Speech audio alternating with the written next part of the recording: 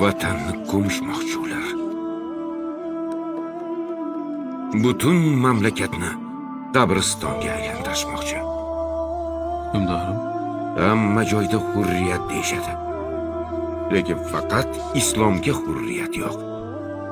Hamma joyda hurriyat, lekin faqat islomda va turkiylikda qullik. Bir niqobni yirtsak, orqasidan boshqa niqob chiqyapti. O'ylab ko'ring, dahshatli yuzlari bo'lgani uchun shuncha niqob taqishga majburlar. O'ylab ko'ring, posho, qo'rqinchli suratlari bo'lgani uchun ham uni ko'rsatmaslik uchun minglab nayranglar qilishyapti. Agar o'z da'volariga ishonishganida niqob taqishmasdi. to'g'ri aytasiz, hukmdorim. Agar bir odam yoningizga boshqa ko'rinishda kelsa, boshqa yuz bilan kelsa, bilingki, u odamning asli bo'sh. Islom hech qaysi davrda niqob taqmagan. Nima bo'lsa shuni ko'rsatgan. Chunki islomning aslidan shubhasi, aytganlaridan qo'rquvi bo'lmagan.